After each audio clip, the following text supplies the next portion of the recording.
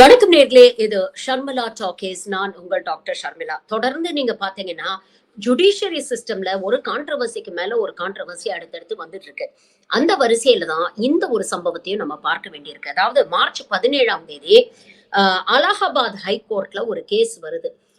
அதாவது ட்ரையல் கோர்ட்ல ஒரு 11 வயது சிறுமியை 2 பேர் சேர்ந்து பாலியல் பலாத்காரம் செய்ய முயற்சி செய்தார்கள் அப்படிங்கிற ஒரு கோர்ட்ல ஒரு கேஸ் ஃபைல் பண்ணியிருக்கு. இந்த ரேப் சார்ஜஸை எதிர்த்து ஹைகோர்ட், அலகாபாத் ஹைகோர்ட்ல குற்றம் சாட்டப்பட்ட அந்த 2 நபர்கள் வந்து அப்பீலுக்கு போறாங்க.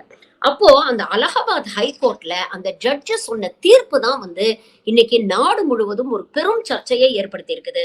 ஆளுங்கட்சியை சேர்ந்தவர்களே இதை பொறுக்க முடியாம அவங்களுடைய எதிர்ப்பு பதிவு பண்றாங்க அப்படின்னா பாத்துக்கங்களேன், எந்த அளவுக்கு இது வந்து நாட்டுல ஒரு பெரிய பரபரப்பை ஏற்படுத்தியிருக்கோம் அப்படின்னு. அதாவது அந்த ஜட்ஜு கொடுத்த தீர்ப்பு, அவர் என்ன சொல்றாருன்னா, இதை நீண்ட நெடிய நாட்கள் நான் ஆலோசனை பண்ணி இதுல இருக்கக்கூடிய எல்லா எவிடன்ஸையும் அலசி ஆராய்ஞ்சு பார்த்துதான் இந்த தீர்ப்பை கொடுக்கறேன் அப்படின்னு ஒரு விஷயத்த முதல்லயே பதிவு பண்றாரு. ஜட்ஜோட தீர்ப்பு என்ன அப்படிங்கறத பாக்குறதுக்கு முன்னால இந்த கேஸ் என்ன அப்படிங்கறத நம்ம தெரிஞ்சுக்கணும். அதாவது ஒரு 11 வயது சிறுமியை இந்த 2 காட்டெருமையும் சேர்ந்து என்ன பண்ணிருக்குன்னா, பாலியல் வன்கொடுமை செய்யணும்னு முடிவு பண்ணிருக்கு. அந்த குழந்தை ரோட்ல நடந்து போகும்பொழுது அந்த குழந்தையுடைய மார்பகங்களை சீண்டி அவளுடைய பைஜாமா நாடாவை அறுத்து அவளோட பேண்ட்டை இறக்கி ஒரு கல்வெட்டுக்குள்ள கூட்டிட்டு போய் அந்த குழந்தைய பாலியல் வன்கொடுமை செய்ய முயற்சி பண்ணியிருக்காங்க. அதுக்குள்ள அந்த ரோடு வழியா நிறைய பேர் வரதை பார்த்தோன்னே பயந்து அந்த குழந்தைய அங்கேயே விட்டுட்டு போயிருக்காங்க. பக்கத்துல இருந்தவங்க காப்பாத்தி அந்த குழந்தைய வீட்டுல கூட்டிட்டு போய் விட்டு அவங்க கொண்டு போய் போலீஸ்ல கம்ப்ளைண்ட் கொடுக்க வச்சிருக்காங்க. இதுதான் நடந்த கேஸ். ஆனா இந்த ஜட்ஜி என்ன தீர்ப்பு கொடுத்திருக்கிறாருன்னு பாருங்க. தீர்ப்பு கொடுக்கறதுக்கு முன்னால சொன்ன விஷயம் தான் இன்னும் ரொம்ப எரிச்சலை ஏற்படுத்தி இருக்கு அப்படின்னு சொல்லணும். அதாவது இந்த எவிடன்ஸ் எல்லாம் வந்து நான் உட்கார்ந்து அலசி ஆராய்ஞ்சு ரொம்ப யோசிச்சு நிறுத்தி நிதானமா தான் இந்த தீர்ப்பை எழுதியிருக்கிறேன் அப்படின்னு சொல்லிட்டு இவர் சொல்றாரு. ஒரு பெண்ணுடைய மார்பகங்களை சீன்றதுனாலயோ இல்ல பைஜாமா நாடாவை அறுத்து தன்னுடைய பேண்டை இறக்குறதுனாலயோ இல்ல குண்டு கட்டா தூக்கிட்டு போய் ஒரு கல்வெட்டுக்குள்ள வச்சு அவளை பலவந்தப்படுத்துறதெல்லாம் ரேப்போட சேர்ந்து வராது. இதற்கு எப்படி பாக்சோ வழக்கு நீங்க போட முடியும் அப்படின்னு சொல்லி அந்த பாக்சோ வழக்கை ரத்து பண்ணி இருக்கிறாரு. அட்டாக் அகேன்ஸ்ட் உமன் அப்படின்னு வேணா நீங்க கேஸ் ஃபைல் பண்ணலாம், வன்முறை பிரயோகப்படுத்தினாங்க அப்படின்னு சொல்லலாம். ஆனா இத பாலியல் வன்கொடுமை நீங்க சொல்ல முடியாது அப்படின்னு இந்த ஜட்ஜ் தீர்ப்பு கொடுத்திருக்கிறாரு. இந்த ஜட்ஜோட பேர் என்ன அப்படின்னு பாத்தீங்கன்னா ராம் மனோகர் நாராயணன் மிஸ்ரா. பேர்ல இருந்தே தெரிஞ்சிருச்சு இது கடைஞ்செடுத்த சங்கி அப்படின்னு. ஆனா இந்த சங்கி இப்படி ஒரு தீர்ப்பு கொடுத்திருக்கு. இதை ஒட்டி நீங்க பாத்தீங்கன்னா நாடு பூராக பரபரப்பு. ஆளும் கட்சியை சேர்ந்த பல எம்எல்ஏக்கள், எம்பிக்களே இதுக்கு எதிர்ப்பு தெரிவிச்சிருக்காங்க. அப்போ சங்கிகளையே இது டிஸ்டர்ப் பண்ணிடுச்சுன்னா இது எவ்வளவு அபத்தமான ஒரு தீர்ப்பா இருக்கும் யோசிச்சு பாருங்க. 11 வயசு குழந்தைங்க. அப்போ ஒரு 11 வயசு குழந்தைய போய் அவளுடைய மார்பகங்களை சீன்றான், அவ பாவாடை நாடாவா இருக்கிறான், அவளை ஒரு குண்டு கட்டா ஒரு புதருக்குள்ள தூக்கிட்டு போறான் அப்படின்னா அவனுடைய இன்டென்ஷன் என்னவா இருக்கும்? 1க்கு 2 பேர் இதை செஞ்சிருக்கிறாங்க. அப்போ ஒரு ஜட்ஜி இப்படிப்பட்ட ஒரு தீர்ப்பு கொடுக்கிறாரு அப்படின்னா ஒண்ணு அவர் கடைஞ்செடுத்த முட்டாளா இருக்கணும், இல்ல தெரிஞ்சே சம்பந்தப்பட்டவங்களா காப்பாத்தணும், வேற செக்ஷன்ஸ்ல வழக்கு போடணும், இந்த வழக்கை நீர்த்து போக செய்யணும் அப்படிங்கிறதுக்காக தெரிஞ்சே இப்படிப்பட்ட ஒரு தீர்ப்பு கொடுத்ததா தான் இருக்க முடியும். இந்த 2 தவிர வேற எதுவும் நம்மளால அசியூம் பண்ண முடியாது. இப்ப கொஞ்ச நாள் முன்னால இந்த யஷ்வந்த் வர்மா அப்படிங்கிற ஒரு ஜட்ஜி வீட்டுல 15 கோடி எடுத்தாங்க அப்படின்னு சொன்னாங்கல்ல, அது மாதிரி ஒருவேளை இந்த ராம் மனோகர் நாராயணன் மிஸ்ரா வீட்டுக்கு போய் தேடி பார்த்தானா எவ்வளவு கோடி கேஷ்ல கிடைக்கும் அப்படின்னு தெரியல. ஏன்னா இதைத்தானே நாம அசியூம் பண்ண வேண்டியிருக்கு. ஆங்கிலத்துல ஒரு பழமொழி உண்டு, why hire an advocate if you can buy a judge? எதுக்கு லட்சங்களை செலவு பண்ணி ஒரு அட்வொகேட்டை ஹையர் பண்ணி வாய்தா மேல வாய்தா வாங்கி கேஸை இழுத்தடிக்கிறதுக்கு பதிலா நேரா ஜட்ஜையே விலை கொடுத்து வாங்கி கேஸை ஊத்தி மூடிடலாமே. இன்னைக்கு பல இடங்கள் அப்படித்தானே நடந்துட்டு இருக்கு. இதுதான் முதல் முறையா அப்படின்னு கேட்டீங்கன்னா இல்ல, இந்த மாதிரி அபத்தமான தீர்ப்புகள் எவ்வளவோ கொடுத்திருக்கிறாங்க. ஒவ்வொரு முறையும் இந்த சமூகத்திலிருந்தே எதிர்ப்பு குரல்கள் எழும். இந்த முறை கோர்ட்லயே எழுந்திருக்கு. அலகாபாத் ஹைகோர்ட்டை சேர்ந்த மற்ற வக்கீல்கள், ஜட்ஜஸ் எல்லாருமே சேர்ந்து இந்த ஜட்ஜுக்கு எதிராக வந்து போர்க்கொடி தூக்கி இருக்கிறாங்க. இப்படிப்பட்ட ஒரு கடுமையான எதிர்ப்பு வந்தோடனே சுப்ரீம் கோர்ட் சுவமோட்டோவா இந்த கேஸ கையில எடுக்குது. அதுக்குள்ள நிறைய பப்ளிக் இன்ட்ரெஸ்ட் லிட்டிகேஷன்ஸ் எல்லாம் ஃபைல் பண்ணிட்டாங்க இந்த ஜட்ஜோட தீர்ப்புக்கு எதிராக. ஆனா அதை எல்லாத்தையும் வந்து நிராகரிச்சுட்டு சுப்ரீம் கோர்ட் சோ மோட்டோவா இந்த கேஸ கையில எடுத்து நேத்து விசாரணை பண்ணி தீர்ப்பு கொடுத்திருக்காங்க. அப்போ சுப்ரீம் கோர்ட்ல இருக்கக்கூடிய ஜஸ்டிஸ் B.R. கவாய் என்ன சொல்லியிருக்கிறார் அப்படின்னா, எப்படி இவ்வளவு அபத்தமான ஒரு தீர்ப்பை ஒரு ஜட்ஜால கொடுக்க முடியும்னு எனக்கு சத்தியமா புரியல. அதுவும் இதை தீர விசாரிச்சு அலசி ஆராய்ச்சி இப்படி ஒரு தீர்ப்பை கொடுத்திருக்கேன்னு அவர் சொல்றது இன்னமும் வியப்பாக இருக்கிறது. அதனால இந்த தீர்ப்பை நான் ஸ்ட்ரைக் டவுன் பண்றேன். இது பாலியல் குற்றத்தில் தான் வரும். இது பாக்சோ கீழ வழக்கு பதிவு செஞ்சு இதை விசாரணை பண்ணணும் அப்படின்னு தீர்ப்பு கொடுத்திருக்கிறாரு.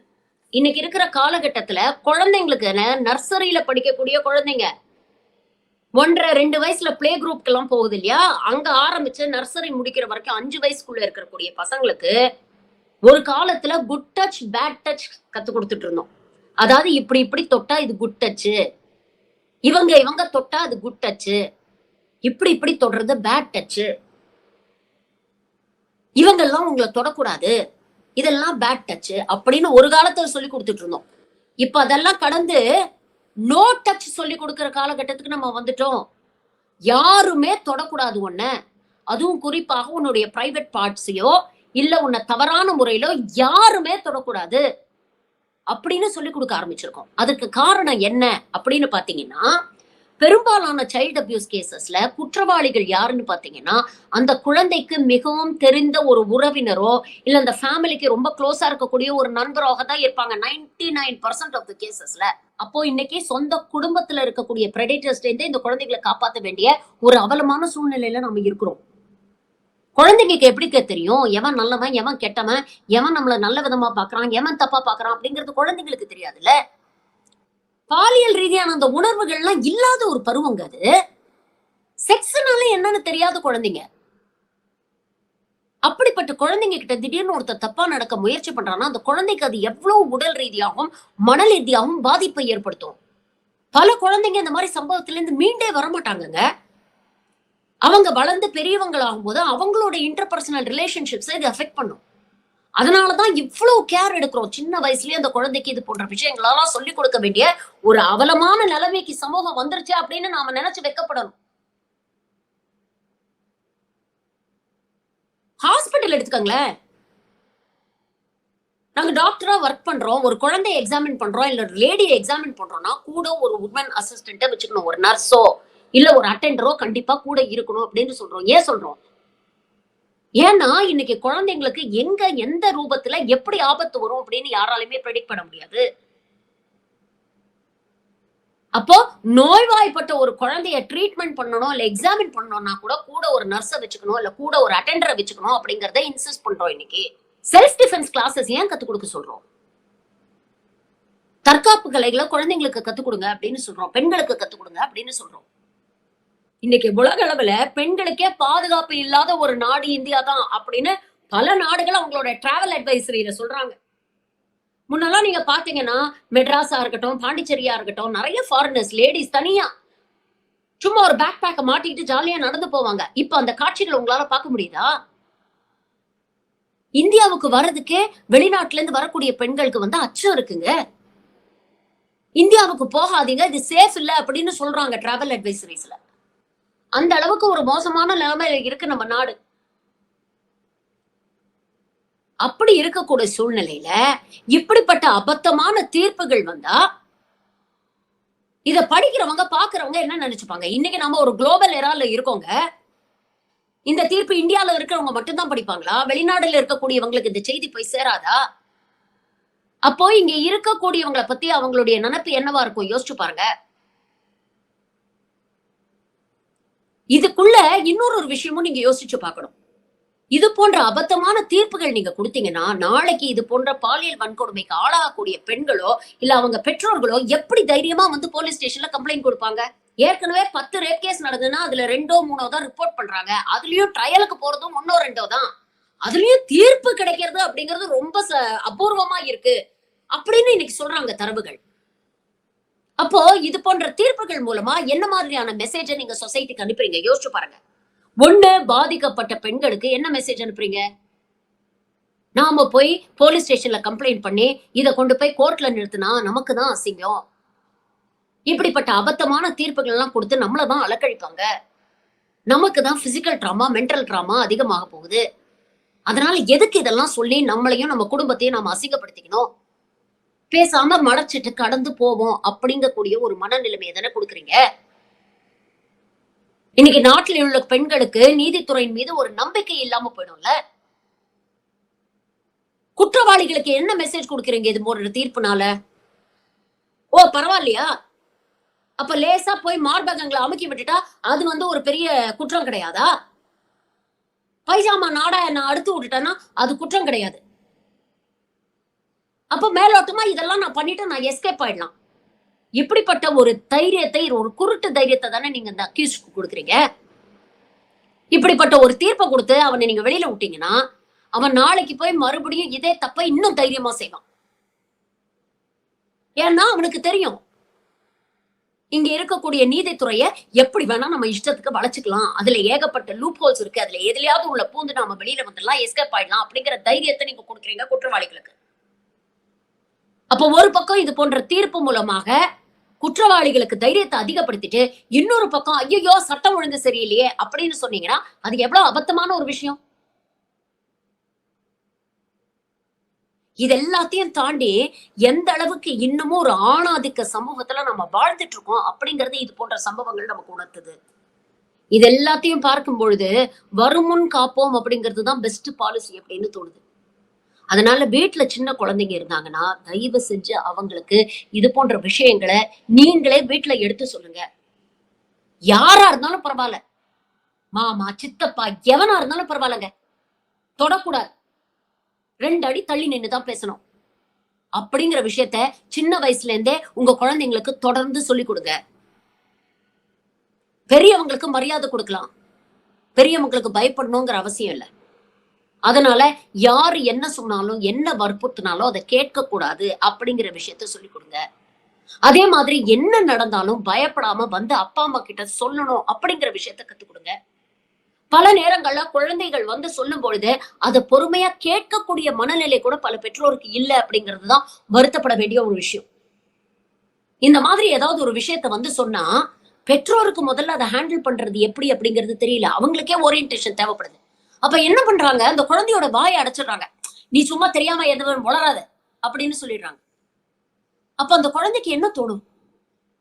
ஐயோ நம்ம பெற்றோர் கிட்ட போய் சொன்னா நம்ம பெற்றோர் நமக்கு பாதுகாப்பு கொடுப்பாங்க, நமக்கான நியாயத்தை கேட்பாங்கன்னு நினைக்கக்கூடிய குழந்தை ஒரு பெற்றோர் இந்த மாதிரி எரிஞ்சு விழுந்தாங்கன்னா அடுத்த தடவை என்ன நினைக்கும்? இவங்க கிட்ட சொல்லி ஒண்ணும் பிரயோஜனம் இல்ல, நம்மளதான் மறுபடியும் திட்டுவாங்க, அதனால எதுக்கு சொல்லணும் அப்படின்னு சொல்லாம மூடி மறைச்சிடும். அது மட்டும் இல்ல, நீங்க குழந்தைங்களுக்கு ஒரு குற்ற உணர்வை ஏற்படுத்துறீங்களே. நீ ஏதாவது தப்பா பேசிருப்ப, இல்ல நீ ஏதாவது வந்து வரம்பு மீறி நடந்திருப்ப அப்படின்னு சொல்லக்கூடிய பெற்றோர்கள் கூட பாக்குறோங்க நம்ம.